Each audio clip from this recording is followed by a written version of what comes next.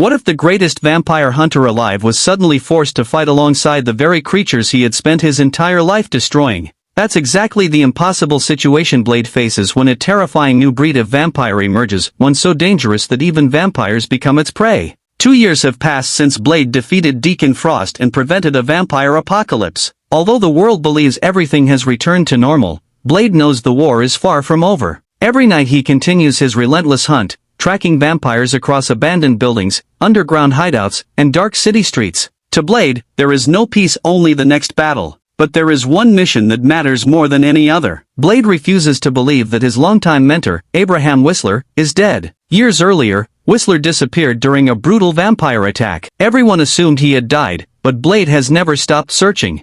Deep down, he believes Whistler is still alive somewhere. After following a series of clues, Blade and his trusted ally Scud finally discover an abandoned warehouse that appears to be another vampire nest. The building is eerily silent, but Blade immediately senses something is wrong. Instead of turning back, he arms himself and quietly enters the darkness. Inside, dozens of pale, starving vampires are chained to the walls. They appear weak and almost lifeless. Blade realizes they have been feeding on someone kept hidden in another room. When Blade breaks through a reinforced door, he finally finds Whistler. His old friend is alive, but barely. After years of imprisonment, Whistler has been slowly transformed into a vampire. Exhausted and overwhelmed with shame, he begs Blade to end his suffering before the transformation becomes permanent. Blade hesitates for only a moment.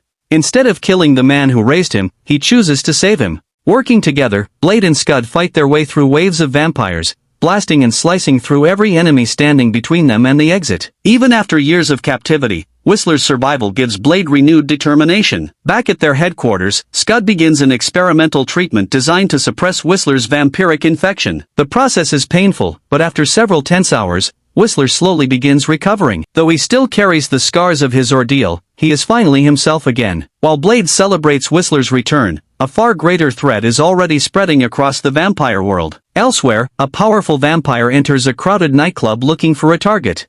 He appears calm at first, but something about him feels unnatural. His hunger is unlike anything ordinary vampires have ever experienced. Without warning, he attacks. Instead of simply drinking blood, the creature tears into his victims with frightening speed. Moments later, those he infects begin changing into horrifying monsters themselves. Word of the massacre spreads quickly through the vampire underground. Even the oldest vampire leaders have never witnessed anything like this. The creature belongs to a terrifying new species known as the Reapers. Unlike ordinary vampires, Reapers possess incredible strength, overwhelming speed, and an endless hunger that cannot be satisfied. Worse still, they don't just hunt humans, they hunt vampires as well. As the infection spreads, panic grips the vampire nation. Entire groups begin disappearing overnight, leaving behind only blood and destruction. For the first time in history, vampires realize they may be facing extinction, and there is only one warrior with enough experience to stop the nightmare before it consumes everyone.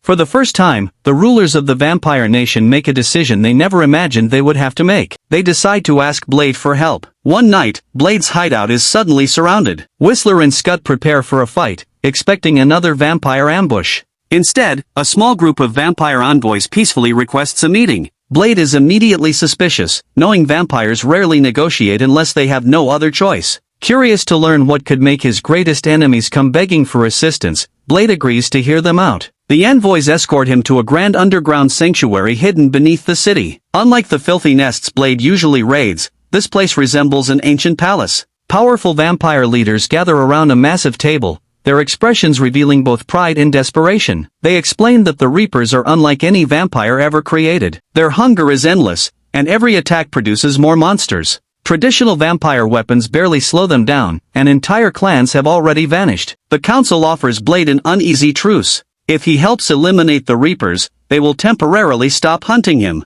Blade has no interest in saving vampires. But he understands that if the Reapers continue multiplying, innocent humans will become their next source of food. Destroying the monsters serves his mission as well. He reluctantly accepts. To assist him, the council introduces an elite vampire strike force known as the Blood Pack. These warriors were originally trained for one purpose, to kill Blade. Now, fate has forced them to fight beside the very man they once considered their greatest target. The tension is obvious from the moment they meet. Several members openly mock Blade, believing a half-human could never match pure-blood vampires. Others glare at him with undisguised hatred, unwilling to trust someone who has spent years exterminating their kind. Blade doesn't bother arguing. He simply studies each member, silently judging their abilities. Whistler notices the hostility immediately. He warns Blade that trusting vampires is always dangerous, no matter what promises they make. Soon, the team begins preparing for their first mission together. Blade watches as the Blood Pack trains inside a combat arena. Their speed and coordination are impressive, but he also notices a dangerous flaw. Many of them rely too heavily on brute strength and arrogance, assuming their powers make them invincible. When several members challenge Blade to a sparring match, he accepts without hesitation. The duel quickly turns into a lesson. Blade effortlessly counters their attacks, disarming opponents one after another with precise strikes and disciplined technique. His years of experience fighting stronger enemies become obvious, leaving even the most confident vampires frustrated. Although some members gain a new respect for Blade, others become even more determined to prove themselves. With preparations complete, the combined team tracks the Reapers to an abandoned district where several disappearances have recently occurred. The area is eerily quiet. Broken windows, empty streets, and scattered bloodstains suggest something terrible happened only hours earlier. Blade signals everyone to stay alert as they move cautiously through the dark corridors of an abandoned building. Suddenly, a terrifying scream echoes through the hallway. One of the Blood Pack members disappears into the darkness before anyone can react. The team rushes forward, only to discover the first horrifying evidence of what they're truly facing. The Reapers are far more powerful than anyone imagined. The team freezes as the scream suddenly cuts off,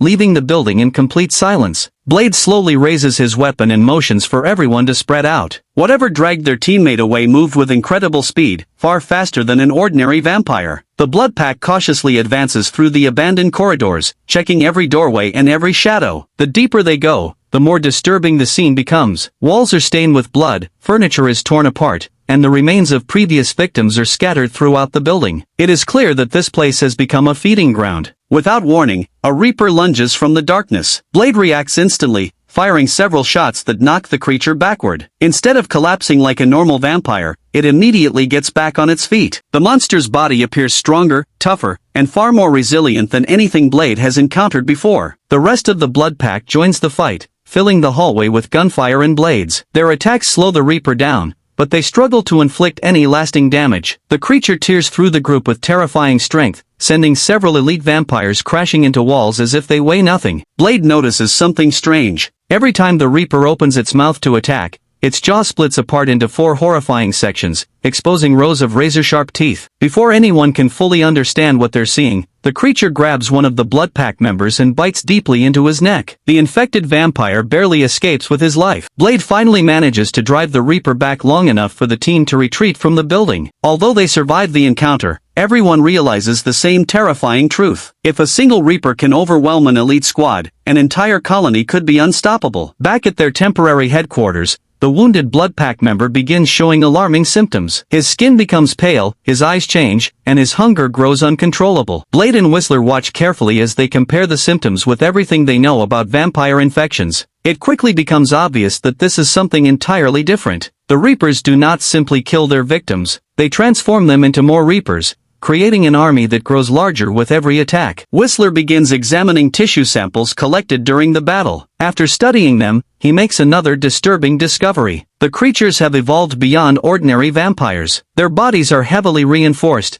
making traditional methods of killing vampires almost useless. Eventually, Blade identifies one vulnerable area. While the Reapers' bodies are incredibly durable, their hearts remain exposed to carefully aimed attacks. Hitting that small target in the middle of a chaotic battle will not be easy, but at least they finally have a weakness to exploit. Meanwhile, tension within the Blood Pack continues to rise. Some members now respect Blade's experience after watching him survive the encounter. Others blame him for the mission's failure, insisting his leadership placed them in unnecessary danger. The arguments grow louder until Blade finally interrupts. He reminds them that pride is exactly what nearly got them all killed. The Reapers are unlike any enemy they have ever faced. Fighting them with overconfidence will only create more victims. For a brief moment, the room falls silent. Even those who dislike Blade cannot deny that he is right. As the team prepares for another mission, new intelligence points them toward the source of the outbreak. If the information is accurate, they may finally discover where the Reapers came from and who is responsible for creating them.